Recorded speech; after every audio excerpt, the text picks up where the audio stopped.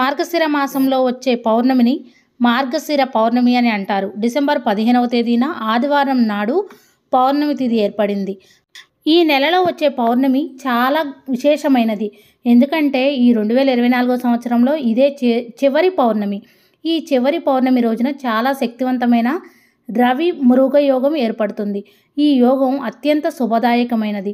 పౌర్ణమితో కలిసి వచ్చే ఈ రవి మృగ యోగం రోజున లక్ష్మీదేవిని పూజిస్తే అపార సంపదలు చేకూరుతాయి. విపరీతమైన ధనలాభం కలుగుతుంది.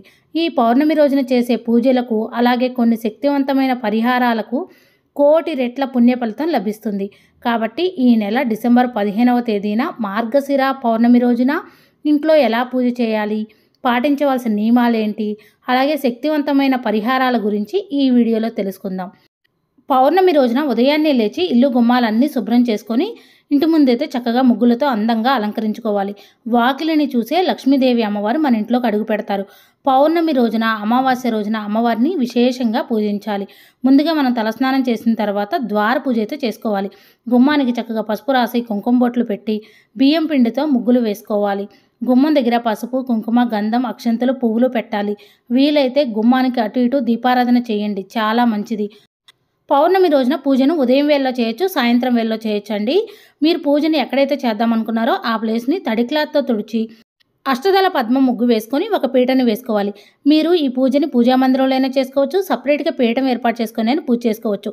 సపరేట్గా పీఠం ఏర్పాటు చేసుకోవాలి అనుకునేవారు ఒక పీటని శుభ్రంగా కడిగి పసుపు రాసి కుంకుమ బొట్లు పెట్టి ఆ పీట మీద ఒక తెల్లని టవల్ కానీ జాకెట్ ముక్క కానీ వేసి 3 గుప్పిళ్ళు కానీ 5 గుప్పిళ్ళు కానీ బియ్యం పోసి ఆ బియ్యం మీద పసుపు, కుంకుమ, గంధం వేసి అమ్మవారి ఫోటోను నిలుపుకోవాలి.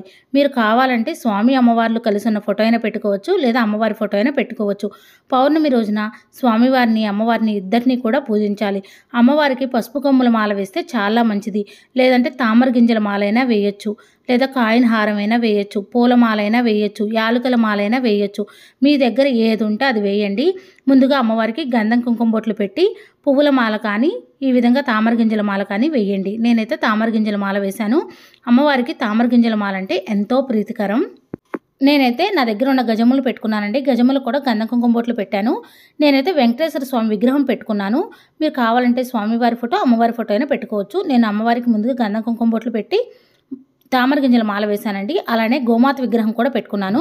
గోమాతకు కూడా గంధం కుంకుమ బొట్లు పెట్టానండి. గోమాత అంటే సకల దేవతల స్వరూపం అండి.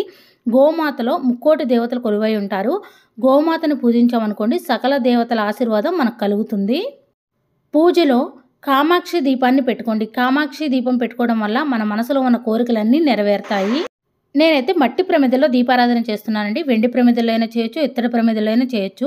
కామాక్షి దీపాన్ని కూడా గంధం కుంకుమ బొట్లు పెట్టి పువ్వులను సమర్పించాలి. ముందుగా నూనెను వడ్డించి 3 ఒత్తుల్ని ఒక ఒత్తిగా చేసి వేసుకోవాలండి.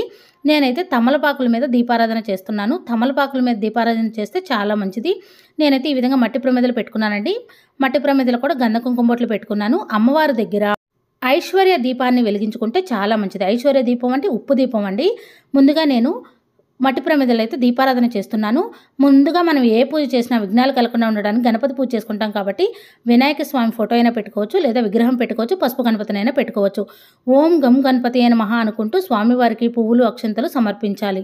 వినాయక స్వామి దగ్గర పసుపు, కుంకుమ, గంధం, అక్షంతలు, పువ్వులు అన్నీ సమర్పించాలి. స్వామివారికి వస్త్రం సమర్పించిన చాలా మంచిది. స్వామివారి అష్టోత్తరం చదువుకుంటూ కూడా పువ్వులతో, అక్షంతలతో పూజ చేసుకోవచ్చు. వినాయక స్వామి దగ్గర ఇదొక ప్రసాదం పెట్టి హారతి ఇచ్చి నమస్కారం చేసుకోవాలి. దీపారాధన చేసేటప్పుడు ఎప్పుడైనా సరే ఏకహారతితో వెలిగించాలి, లేదా అగరబత్తితో వెలిగించుకోవాలి. సపరేట్గా పీఠం ఏర్పాటు చేసుకుంటే మాత్రం వినాయక స్వామి విగ్రహం పెట్టుకోండి. నేనైతే పూజా మందిరంలోనే చేసుకున్నాను కాబట్టి స్వామివారి ఫోటో అయితే పెట్టుకున్నాను. దీపం సాక్షాత్తు పరబ్రహ్మ స్వరూపం కాబట్టి దీపం దగ్గర 2 అక్షంతలు పువ్వులు పెట్టి నమస్కారం చేసుకోవాలి. పూజలో అలానే రాగి గ్లాసులో వాటర్ పెట్టుకొని రాగి గ్లాసు కూడా గంధం కుంకుమ బొట్లు పెట్టుకోవాలి. దీపం సాక్షాత్తు పరబ్రహ్మ స్వరూపం కాబట్టి దీపం దగ్గర 2 అక్షంతలు పువ్వులు పెట్టుకొని నమస్కారం చేసుకోవాలి. మంగళకరమైన వస్తువులతో, చిట్టి గాజులతో, గోమతి చక్రాలతో పూజ అయితే చేసుకోవచ్చు. నేను శ్రీమాత్రేయ నమః అనుకుంటూ కామాక్షి దీపం దగ్గర అయితే మంగళకరమైన చిట్టి గాజులను అయితే సమర్పిస్తున్నానండి. కామాక్షి దీపం దగ్గర 2 అక్షంతలు పువ్వులు పెట్టి నమస్కారం చేసుకోవాలి. తర్వాత గోమాత దగ్గర కూడా 2 అక్షంతలు పువ్వులు పెట్టి నమస్కారం చేసుకోవాలి. నేను ఇక్కడ వెంకటేశ్వర స్వామి దగ్గర కూడా పూజ చేసుకుంటున్నానండి. స్వామివారికి తులసి దళాలు సమర్పిస్తే చాలా మంచిది. ఓం నమో వెంకటేశాయ అనుకుంటూ స్వామివారి దగ్గర 1 రూపీ కాయిన్స్, అలానే తులసి దళాలు, పువ్వులు, అక్షింతలు పూజ చేసుకోవచ్చు. లేదంటే పసుపు కుంకుమలతో కూడా పూజ చేసుకోవచ్చు అండి. అక్షింతలతో కూడా పూజ చేసుకోవచ్చు. వెంకటేశ్వర స్వామి అష్టోత్తరం చదువుకుంటూ కూడా పూజ చేసుకోవచ్చు. మనం ఎప్పుడైనా సరే స్వామివారిని పూజించినప్పుడు అమ్మవారిని పూజించాలి. స్వామి అమ్మవార్ల అనుగ్రహం మన మీద ఉందంటే మనం ఎప్పుడూ కూడా సుఖ సంతోషాలతో ఆయురారోగ్యాలతో ఉంటాం. మీకు వీలైతే అమ్మవారి దగ్గర ఒక బౌల్లో పసుపు, ఇంకొక బౌల్లో కుంకుమ నిండుగా పెట్టుకోండి. ఇలా పెట్టుకోవడం వల్ల మీరు నిండు నూరేళ్ళు కూడా సౌభాగ్యంతో ఉంటారు. లక్ష్మీదేవి అమ్మవారి దగ్గర కూడా పూజ చేసుకుంటున్నానండి. తులసి దళాలు సమర్పించండి, చాలా మంచిది. స్వామివారి దగ్గర అమ్మవారి దగ్గర ఇద్దరి దగ్గర కూడా తులసి దళాలను సమర్పించండి.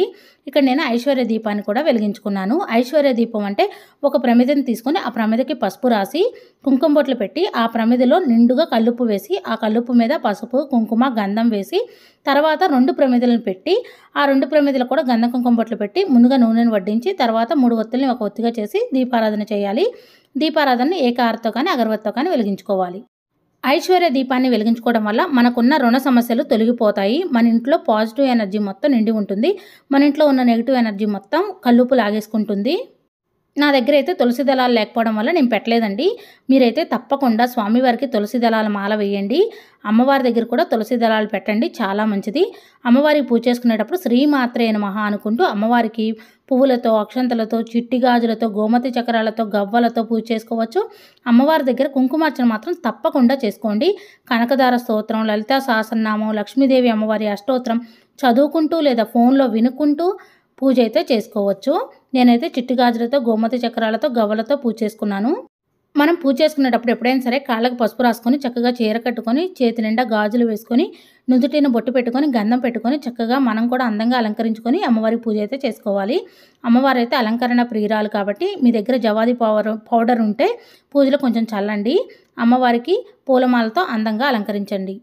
లక్ష్మీదేవి అమ్మవారి అష్టోత్తరం చదువుకుంటూ పువ్వులతో, అక్షంతలతో, చిట్టి గాజులతో, గోమతి చక్రాలతో పూజ అయితే చేసుకోవాలి. తర్వాత కుంకుమార్చన చేసుకునేటప్పుడు శ్రీమాత్రే నమః అనుకుంటూ కూడా కుంకుమార్చన చేసుకోవచ్చు. కుంకుమార్చన చేసిన కుంకాన్ని మన నుదుటిన ధరిస్తే చాలా మంచిది. అమ్మవారి దగ్గర ఈ విధంగా ఐశ్వర్య దీపాన్ని వెలిగించుకుంటే చాలా చాలా మంచిదండి. అమ్మవారి దగ్గర చక్కగా ఈ విధంగా పూజ చేసుకున్న తర్వాత అమ్మవారికి ప్రసాదంగా పాలతో తయారు చేసిన పరమాన్నం కానీ, లేకపోతే బెల్లం కానీ, పులిహార కానీ, మీకు మీ దగ్గర ఏది ఉంటే పండు కానీ ఏదో ఒకటి ప్రసాదంగా పెట్టి అమ్మవారికి హారతి ఇచ్చి నమస్కారం చేసుకోవాలి. పంచహారతి ఇస్తే చాలా మంచిదండి. ఈ విధంగా అమ్మవారి దగ్గర సింపుల్గా పూజ అయితే చేసుకోవాలి. పౌర్ణమి రోజున ఉదయం, సాయంత్రం 2 పూట్ల కూడా అమ్మవారి దగ్గర పూజ చేసుకుంటే చాలా మంచిది. స్వామి అమ్మవార్ల అనుగ్రహం మన మీద ఉందంటే మనం ఎప్పుడూ కూడా హ్యాపీగా, సుఖంగా, సంతోషంగా ఉంటాం. అమ్మవారికి హారతి ఇచ్చిన తర్వాత 3 ప్రదక్షిణలు అయితే చేసి అమ్మవారిని మనస్ఫూర్తిగా దండం పెట్టుకోవాలండి. మీ మనసులో ఉన్న బాధని అమ్మవారికి చెప్పుకోండి. మీ మనసులో ఉన్న బాధ అమ్మవారు తప్పకుండా నెరవేరుస్తారు. నేనైతే మనస్ఫూర్తిగా దండం పెట్టుకున్నానండి. అందరూ బాగుండాలి, అందులో మేము ఉండాలని అమ్మవారిని అయితే కోరుకున్నాను. పువ్వులతో, అక్షంతలతో చక్కగా అమ్మవారి పూజను అయితే చేసుకోవచ్చు. మంగళకరమైన వస్తువులు ఉంటే మంగళకరమైన వస్తువులతో పూజ చేసుకోవచ్చు అండి. నేనైతే ఈ రోజున మంగళకరమైన వస్తువులతో పూజ చేసుకున్నాను. మీ దగ్గర పువ్వులు ఉంటే పువ్వులతో, అక్షంతలతో అమ్మవారిని నిండుగా పూజించవచ్చు. మార్గశిర పౌర్ణమి రోజున లక్ష్మీదేవి అమ్మవారిని పూజించాలి. ఎందుకంటే ఈ శక్తివంతమైన పౌర్ణమి నాడు వైకుంఠంలో ఉన్న లక్ష్మీదేవి భూమిపైకి వస్తుందని నమ్మకం. కాబట్టి మార్గశిర పౌర్ణమి రోజున ఎవరైతే లక్ష్మీదేవిని భక్తి శ్రద్ధలతో పూజిస్తారో అలాంటి ఇళ్లల్లో లక్ష్మీదేవి తిష్ట వేసుకొని కూర్చుంటుంది. మీ ఇంట్లో డబ్బు కష్టాలు లేకుండా విలాసవంతమైన జీవితాన్ని గడుపుతారు. ఆదివారంతో కలిసి వచ్చే పౌర్ణమి చాలా శక్తివంతమైనది. కాబట్టి ఈ పౌర్ణమి రోజున ప్రతి ఒక్కరూ ఖచ్చితంగా లక్ష్మీదేవి అమ్మవారిని పూజించాలి. పౌర్ణమి రోజున లక్ష్మీదేవి అమ్మవారిని పూజించటం వల్ల లక్ష్మీ కటాక్షం తప్పకుండా కలుగుతుంది. పూజ అంతా కంప్లీట్ అయిన తర్వాత అమ్మవారి దగ్గర ధూపం వేయండి. ఈ ధూపాన్ని ఇల్లంతా చూపించడం వల్ల ఇల్లంతా కూడా పాజిటివ్ ఎనర్జీతో నిండి ఉంటుంది. అమ్మవారి అనుగ్రహం కూడా మన ఇంటిపైన ఉంటుంది. మీకు వీలైతే అమ్మవారి దగ్గర ఎన్ని దీపాలు వీలైతే అన్ని దీపాలను వెలిగించుకోండి. 3 కానీ 5 కానీ 9 కానీ 11 దీపాలు వెలిగించుకోవచ్చు. ఉసిరి దీపం వెలిగించండి, చాలా మంచిది. అమ్మవారికి ఉసిరి దీపం అంటే ఎంతో ప్రీతికరం. పౌర్ణమి రోజున ఉదయం పూజ చేసుకోవచ్చు, సాయంత్రం పూజ చేసుకోవచ్చు అండి. ఉదయం, సాయంత్రం 2 పూట్ల చేసుకుంటే మంచిది. అయితే సాయంత్రం 6 గంటల సమయంలో ఇంటి గుమ్మం ముందు 2 దీపాలు వెలిగించండి. ఈ మార్గశిర పౌర్ణమి నాడు రాత్రి సమయంలో చంద్రుణ్ణి తప్పకుండా చూడాలి. ఇలా చంద్రుణ్ణి చూసేటప్పుడు మీ మనసులో ఏదైనా కోరుకుంటే మీ కోరికలు ఖచ్చితంగా నెరవేరుతాయి. లక్ష్మీదేవికి అత్యంత ఇష్టమైన వాటిల్లో రాళ్ల ఉప్పు ఒకటి. కాబట్టి ఈ పౌర్ణమి రోజున రాళ్ల ఉప్పును కొని మీ ఇంటికి తెచ్చుకుంటే చాలా మంచిది. కొని ఇంటికి తెచ్చుకొని ఈ విధంగా ఐశ్వర్య దీపాన్ని వెలిగించుకోండి, చాలా మంచిది. అలాగే పౌర్ణమి రోజున ఒక ఎర్రని వస్త్రం తీసుకొని అందులో కొంచెం రాళ్ళు ఉప్పు వేసి మూటలాగా కట్టి ఈ ఉప్పు మూటని మీ గుమ్మం ముందు వేలాడతీయండి. మీ ఇంటికి ఉన్న నరదిష్టి మొత్తం తొలగిపోయి కుటుంబంలో ఎలాంటి సమస్యలు లేకుండా ఉంటాయి. ఈ పౌర్ణమి రోజున రాత్రి సమయంలో లక్ష్మీదేవి ఇంటి గుమ్మం ముందుకు వస్తుందంట. కాబట్టి ఈ పౌర్ణమి నాడు రాత్రి నిద్రపోయే ముందు ఇంటి ముందు శుభ్రం చేసి అష్టదళ పద్మం ముగ్గును వేయండి. మీ ఇంట్లోకి ఖచ్చితంగా లక్ష్మీదేవి అడుగు పెడుతుంది. పౌర్ణమి రోజున రావి చెట్టును పూజిస్తే విశేషమైన పుణ్య ఫలితం లభిస్తుంది. రావి చెట్టును దేవతల నివాసంగా భావిస్తారు. కాబట్టి ఈ పౌర్ణమి రోజున ఏదైనా దేవాలయానికి వెళ్ళి రావి చెట్టు కింద ఒక దీపం వెలిగించి రావి చెట్టుకు 5 ప్రదక్షిణలు చేస్తే పట్టిందల్లా బంగారం అవుతుంది. మీ కుటుంబానికి అష్ట ఐశ్వర్యాలు కలుగుతాయి. మీ ఇంటిపై దేవతల అనుగ్రహం ఎల్లవేళలా ఉంటుంది. అలాగే ఈ పౌర్ణమి రోజున ఒక రావి ఆకుని మీ ఇంటికి తెచ్చుకొని మీ బీరువాలో పెట్టుకోండి. ఇంట్లో డబ్బు సమస్యలు లేకుండా ఉంటాయి. అనవసరపు ఖర్చులు తగ్గుతాయి. ఇంటి ఆదాయం విపరీతంగా పెరుగుతుంది. పౌర్ణమి రోజున నదీ స్నానం చేస్తే సర్వ పాపాలన్నీ తొలగిపోయి జన్మ జన్మల అదృష్టం కలుగుతుంది. అయితే నదీ స్నానం చేయలేని వారు నీటిలో కొంచెం పసుపు వేసుకొని స్నానం చేయండి. జాతక దోషాలు తొలగిపోయి మీ జాతకంలో అదృష్టం పెరుగుతుంది. అలాగే ఈ పౌర్ణమి రోజున ప్రతి ఒక్కరూ మీ ఇంటి ప్రధాన తలుపు మీద గంధంతో స్వస్తి గుర్తును గీయండి. ఇలా చేయడం వల్ల లక్ష్మీదేవి అమ్మవారు మీ ఇంట్లోకి అడుగు పెడతారు. ఇక విపరీతమైన డబ్బు సమస్యలతో బాధపడేవారు ఈ పౌర్ణమి రోజున రాత్రి సమయంలో కర్పూరం మీద ఒక లవంగం పెట్టి కాల్చండి. పౌర్ణమి రోజున ఇలా చేయడం వల్ల మీ ఇంటి ఆదాయం రెట్టింపు అవుతుంది. డబ్బుకు సంబంధించిన సమస్యలన్నీ తొలగిపోతాయి. అలాగే ఈ మార్గశిర పౌర్ణమి రోజున ఒక చిన్న లక్ష్మీదేవి ఫోటోను మీ బీరువాలో పెట్టుకోండి. మీ ఇంట్లో ఉన్న ధనం రెట్టింపు అవుతుంది. ఈ మార్గశిర పౌర్ణమి రోజున విష్ణు రూపమైన తాబేలును పూజిస్తే లక్ష్మీదేవి అనుగ్రహంతో సిరి సంపదలు కలుగుతాయి. లక్ష్మీదేవి స్వరూపమైన ఆడవారు పౌర్ణమి రోజున ఇంట్లో కంటతడి పెట్టకూడదు. భార్యాభర్తలు గొడవ పడకూడదు. ఎవరికైతే అప్పుల సమస్యలు ఉంటాయో అలాంటి వారు ఈ పౌర్ణమి రోజున శివాలయానికి వెళ్ళి శివలింగానికి అభిషేకం చేయండి.